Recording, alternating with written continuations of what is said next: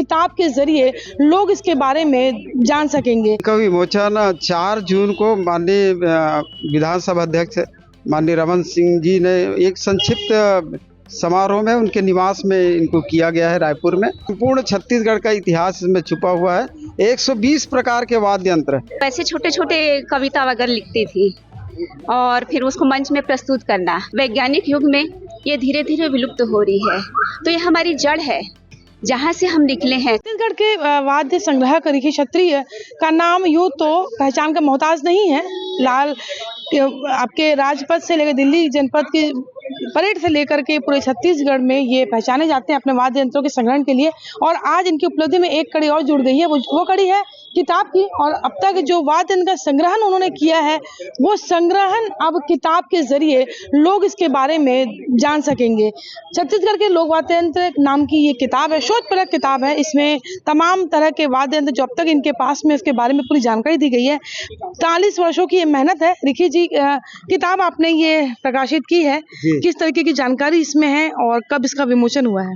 ये इनका विमोचन 4 जून को माननीय विधानसभा अध्यक्ष माननीय रमन सिंह जी ने एक संक्षिप्त समारोह में उनके निवास में इनको किया गया है रायपुर में।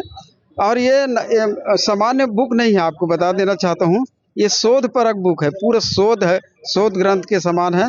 अभी जो शोधार्थी हैं और विद्यार्थी हैं, उनको शोध करने में और यहाँ की जानकारी छत्तीसगढ़ की प्राप्त करने में बहुत सुविधा होगी, क्योंकि संपूर्ण छत्तीसगढ़ का इतिहास इसमें छुपा हुआ है। 120 प्रकार के वाद्य यंत्र। अभी तक मैंने 211 प्रकार के वाद्य यंत्र इकट्ठा किए हैं, लेकिन इसमें 120 प्रकार के वाद्य यंत्रों की संपूर्ण जानकारी है। ये प्रथम भाग है। दूसरे भाग में फिर बाकी 110 प्रकार के निकलेंगे। आपने बताया 200 से ज्यादा वाद्य संग्रहण आपके पास में है, तो इस किताब को लिखने का कैसा मन हुआ, कैसे आइडिया आया कि ये किताब बनानी चाहिए इस पर? जी, जब इकट्ठा कर ली हो तो वो अधूरा लग रहा था। बजाना भी सीखा, बनाना भी सीखा, लेकिन लोगों तक पहुंचाना है तो एक सबसे बड़ा माध्यम है ये पुस्तक। तो मैंने फिर उनसे प्राप्त किया उनकी पूरे इतिहास, मैंने अपने ढंग से लिखा। फिर मेरी जो पत्नी है वो बुक फॉर्म में इनको तैयार किया। इस तरह ये बुक तैयार हुआ, क्योंकि खाली इकट्ठा करने से ही संपूर्ण नहीं होता, लोगों तक नहीं पहुंचता। असली जो आने वाली कईयों पीढ़ी तक ये बुक उनके काम आएंगे। बिल्कुल, किताब एक ऐसी दोस्त होती है जो हमेशा आपके साथ रहती है और बरसों तक ये ज्ञान का जो दीपक है वो जलाए रखते हैं। अन्नपूर्णा जी, किताब फॉर्म में जब बात हुई, आपको करना है, किताब लिखनी है, इन्होंने आपको कच्चा पक्का सारा दे दिया इतिहास, फिर कितना समय लगा? आपके घर के कामों में भी इनके भी साथ रहती हैं, सारी चीजों को लेके। और लेखन में आपकी रुचि कैसे रही? लेखन में तो मेरी शुरू से रुचि थी। जब से मैं पढ़ाई कर रही थी ना, तो ऐसे छोटे छोटे कविता वगैरह लिखती थी और फिर उसको मंच में प्रस्तुत करना, तो वैसे मतलब मेरी दिलचस्पी थी।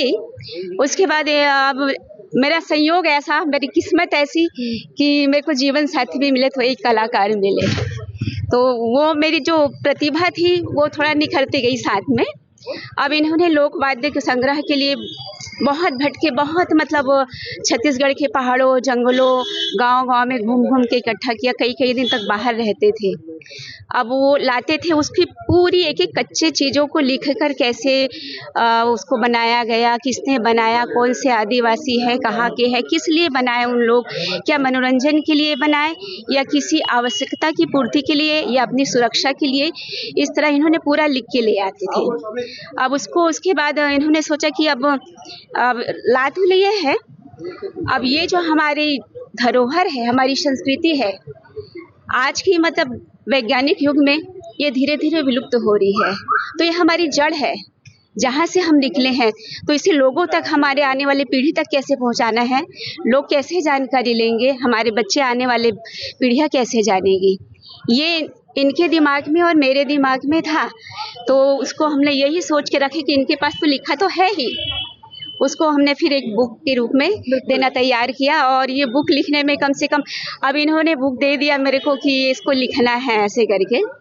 अब उस बुक को अपन कैसे उतारेंगे, उसके लिए भी तो थोड़ा सा अध्ययन करना है, कहीं से और खोजना है, किसी और पुस्तक में क्या लिखा है, पुरानी पुस्तकों में क्या लिखा है, पुराणों में क्या लिखा है, ऐसा मेरा अध्ययन भी होता रहा। हाँ। तो देखिए, बिल्कुल आसान नहीं होता कुछ भी लिखना। अगर आप अच्छा पढ़ते हैं तभी आप अच्छा लिख पाएंगे। करेंगे। और ये किताब इस बात का सबूत है कि जब आप ग्राउंड लेवल पे काम करते हैं तो कुछ भी चीज़ मुश्किल नहीं होती। और देखिए रिकी छत्ती जी एक अच्छे कलाकार हैं, कलाकारों की कलम से जो निकला उनकी पत्नी ने उसे शब्दों में ढाला और अब ये किताब बनकर तैयार हो चुकी है। कोमल धनेसर, IBC 24 भिलाई।